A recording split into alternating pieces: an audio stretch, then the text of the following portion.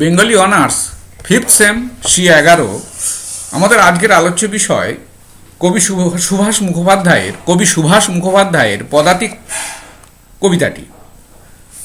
পদাতিকের যে প্রশ্ন, সেই প্রশ্নটি এরকম হবে: পদাতিকের ভিত্তি রাজনৈতিক মতাদর্শ হলেও কাব্য পাঠক সেদিকে তত নজর দেয় না। তাকে উড়িয়ে নিয়ে যায় কৈশোরের নবযৌবনের এক বেপরোয়া ফুর্তি, এক অদম্য সংক্রামক উল্লাস। সমালোচকের এই উক্তির আলোকে পদাতিক কবিতাটির তৎকালীন প্রেক্ষাপট এবং বাংলা কাব্য সাহিত্যে যে নতুন ধারার প্রবর্তন, সে সম্পর্কে আলোচনা করো। এই প্রশ্নটি অথবা দিয়ে তোমরা এটাও একই উত্তর হবে। বাংলা কাব্য সাহিত্যে সুভাষ মুখোপাধ্যায়ের পদাতিক কাব্যগ্রন্থটি অন্যতম বৈশিষ্ট্যের অধিকারী। এই বক্তব্যের আলোকে পদাতিক কাব্যগ্রন্থের নাম কবিতাটি আলোচনা করো।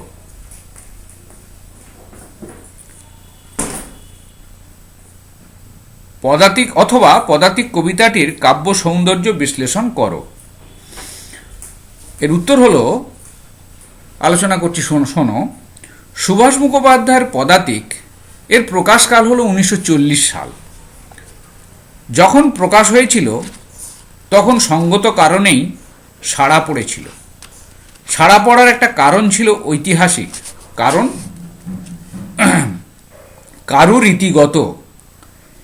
এই প্রথম একজন কবি রাজনৈতিক দলের মতবাদ পুরোপুরি মেনে নিয়ে সেই মতবাদে দীক্ষিত হয়ে দলভুক্ত রাজনৈতিক প্রতিনিধি হিসেবে বাংলা কবিতা লিখলেন। নজরুল অগ্নিবীণা বাজিয়েছিলেন ফ্যাসিবিরোধী আন্দোলনের সময়। বুদ্ধদেব বসুর মতো একান্ত প্রেমের কবিতাও লিখেছিলেন। বৃহন্নলা, ছিন্ন করো ছদ্মবেশ। কিন্তু সেই সব ক্ষেত্রে সাম্যবাদ একটা ভাবালুতাপূর্ণ অনুষঙ্গ জাগিয়েছিল মাত্র। আর সেই সাম্যবাদের অস্তিত্ব লেনিনের রচনায় ছিল না, ছিল কবিদের কল্পনায়, মানবিক সহানুভূতিতে বিমুখ বিষয়ে কবিদের বিরূপতায়। এই অবস্থায় পদাতিক হাতে নিয়ে সুভাষ মুখোপাধ্যায়ের প্রবেশ ঐতিহাসিক। পদাতিক কাব্যের অন্যতম শ্রেষ্ঠ কবিতা পদাতিক সুরেন্দ্রনাথ গোস্বামীকে উৎসর্গ করে রচিত হয়েছিল। এই কবিতাটি 5টি অনুচ্ছেদে বিভক্ত। কবিতাটির 5টি পর্বে পাই পদাতিকের কাব্যজীবনের বিশেষ ধর্ম। প্রথম পর্বে কবির উচ্চকিত ঘোষণা, হা হতস্মি সড়কে বেঁধেছি ডেরা। সেই পথবাসী ও পথচারীর আকাশ চিকন শাখায় চেরা। পথের কবি পাঠকের উদ্দেশ্যে বলেন, চলো না উধাও কালেরে সেখানে ডাকি।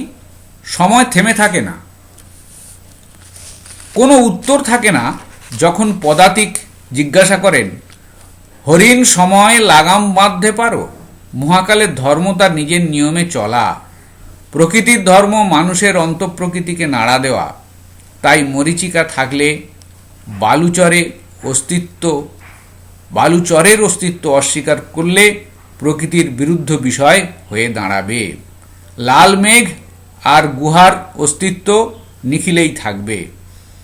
মাঠে শিশির ঝরে পড়বে প্রকৃতির স্বাভাবিক নিয়মে। তাই আজ যারা 20 শতকেও আমাদের কৃতদাস, তারা কোনো কালেই পাত্তাড়ি গোটাবে না, এ অসম্ভব। পদাতিক কবি সচেতন শিল্পী মনে গভীর প্রত্যয় রেখে বলেছেন, দেশমাতার দুঃখ মনে হবে বলিষ্ঠ আশাবাদে। তাই কবি বলেন, রামধনু রং দেশেও জমাবো পাড়ি। পদাতিক কবিতার দ্বিতীয় পর্বে মানব সভ্যতার কঠিন বাস্তব সত্য উপলব্ধিতে মগ্ন থেকেছেন কবি সুভাষ মুখোপাধ্যায়। ভাবাবেগপূর্ণ স্বপ্ন কল্পনাময়তা, নরনারীর প্রেম ভালোবাসায় আত্মস্থ হয়ে থাকার দিন আজ আর নেই। তাই কবি বলেন, ফাঁকা ভাড়ারের ওস্তাদ সংসারী, আর কতদিন ঢাকবে ধোঁকার টাটি। কবির বার্তা এই, তাই প্রেম আপাতত পিরামিডে কফিন ঢাকা হয়ে থাকুক। তাই কবির পরামর্শ, প্রগল্ভ জুঁই মেলুক বন্ধা শাখা, চাঁদের চোখেতে পড়ুক অন্ধ ছানি।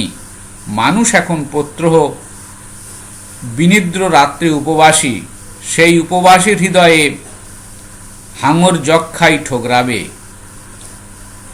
তাৎক্ষণিকভাবে কবির মনে হয়, বুঝেছি ব্যর্থ পৃথিবীর পারব না, কেননা তার জীবনের স্বপ্নের ভোর সামলেই উল্টানো, তার জীবনের স্বপ্নের ভার সামনেই উল্টানো। আশাবাদিতা জানিয়ে দেয়, ফসলের দিন সামনে, তাকে কোনোভাবে আটকানো সম্ভব নয়। জীবন সংগ্রামের কঠিন ও বন্ধুর পথ নির্দেশ করে কবি বলেছেন, কঙ্কালখানা কালের স্কন্ধে টানো।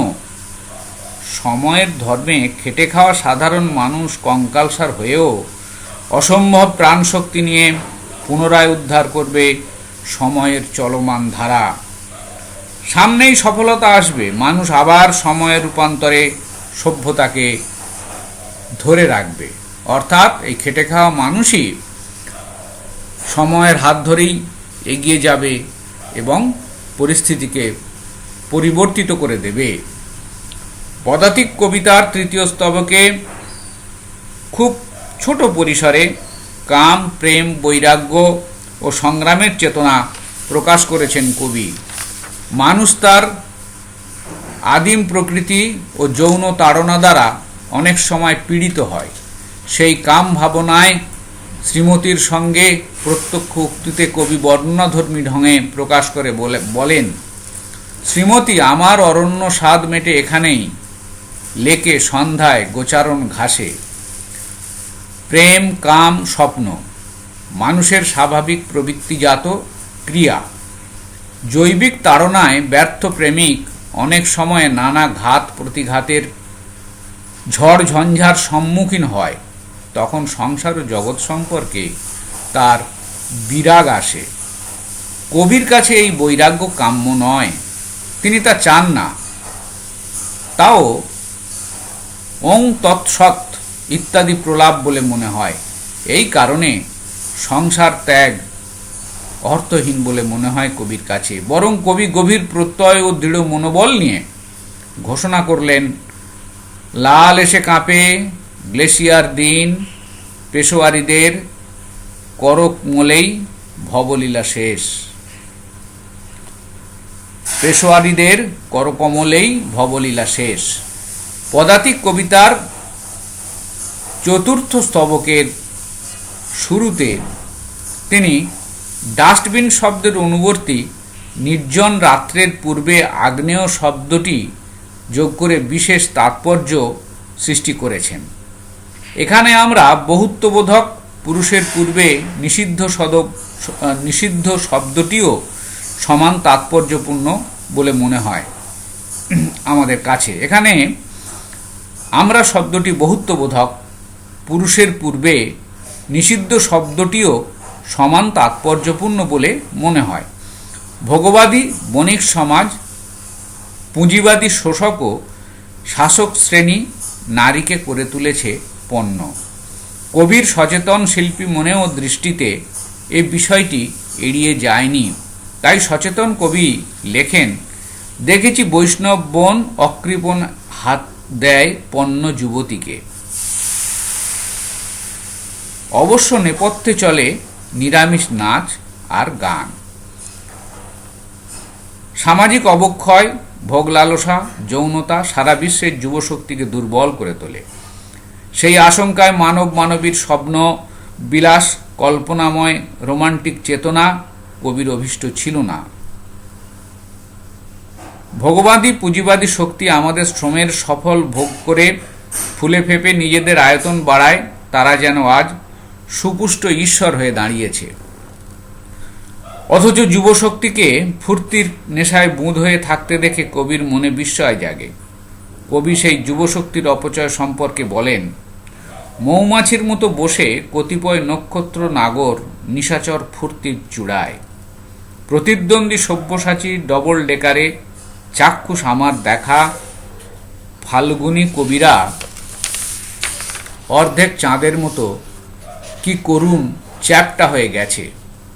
শিল্পী মানুষের জীবন প্রত্যয় সুস্পষ্ট হয়ে ওঠে এই পংক্তি কয়েকটিতে। কবির প্রত্যয় বর্তমানের শিশু সমস্ত বঞ্চনা, শোষণ ও পীড়নের অবসান ঘটানোর বার্তা নিয়ে হাজির হয়েছে। তাই কবি বলেন, নতুন শিশুর টাটকা রক্তিম খবর। সমগ্র বিশ্বেই মহাযুদ্ধের ভয়াবহ পরিণতি, তাই সাধারণ মানুষের মৃত্যু নিশ্চিত। চীনা সৈনিক লড়াই করছে অন্যায়ের বিরুদ্ধে। যুদ্ধের ভয়াবহ পরিণামকে শানিত বিদ্রূপ ও তির্যক পরিহাসের দ্বারা শিল্পিত চেতনায় প্রকাশ করেছেন এখানে। কবি লিখছেন, চীনা লাল সৈনিকের শরীরে এখন নিবিড় নির্বাণ বিদ্যাবীক্ষণ করে কি বেয়নেট। বোমাত্মক এরোপ্লেন গান গায় দক্ষিণ সমীরে, মরণ রে তুহু মম শ্যাম সমান। আগ্রাসী ফ্যাসিবাদী শক্তি ও সাম্রাজ্যলোভী পুঁজিবাদী শক্তির বিরুদ্ধে সমগ্র দুনিয়ার মজদুর এক হওয়ার চেষ্টা করছে। সে সময় জাপান চীনকে আক্রমণ করেছিল। সেই পটভূমিতে সমকালীন জাপানি কবি ইয়োনেজিরো নোগুচি প্রচারিত মানবতার বাণী ও দার্শনিক চেতনা কবি সুভাষ মুখোপাধ্যায়ের তির্যক উপহাস ও শ্লেষের ব্যঙ্গে মাধুর্যময় হয়ে উঠেছে। বুদ্ধদেবের অহিংস পরম ধর্ম বৌদ্ধ ধর্মের মূল মন্ত্র জাপানি কবি নোগুচি ও জাপানের আগ্রাসী সাম্রাজ্যবাদ কবির ভাষায় বিশেষ তাৎপর্যবাহী হয়ে উঠেছে। পদাতিক কবিতার পঞ্চম অনুচ্ছেদে কবি প্রত্যয়দীপ্ত আশাবাদিতা ও দায়বদ্ধ কবিকণ্ঠ শোনা যায়। কবিতার পঞ্চম অনুচ্ছেদে প্রত্যয়ী কবি আশার কথা এবং তার নিজের দায়বদ্ধতার কথাকে শুনিয়েছেন আমাদের। বলিষ্ঠ মানুষে এখানে কবির ঘোষণা, গলিত নখ পৃথিবীতে আমরা রেখে যাব সংক্রামক স্বাস্থ্যের উল্লাস। কবির ফ্যাসিবাদী সন্ত্রাস ও সাম্রাজ্যবাদী শক্তির মরণজয়ী প্রতিরোধ গড়ে তোলার লক্ষ্যে সেদিন লেখনীকে হাতিয়ার করে নিয়েছিলেন। কবি সাধারণের জীবনে আহ্বান করেছেন ক্ষুরধার প্রত্যঙ্গ তরঙ্গে। কবির সংগ্রামী জীবন চেতনায় আনতে চান রৌদ্রের দিন। কবি বিশেষ রাজনৈতিক চেতনায় উচ্চকিত কণ্ঠে এখানে ঘোষণা করেন, অরণ্যকে ছেঁটে দেবার দিন এসেছে আজ, তবে যুদ্ধ আজ। বণিক প্রভু চোখ রাঙায়, কারখানায় বন্ধ কাজ। আর্থসামাজিক এই পটভূমিতে, সংগ্রামী পটভূমিতে কবির জিজ্ঞাসা, উদাসীন ঈশ্বর কেঁপে উঠবে নাকি আমাদের পদাতিক পদক্ষেপে।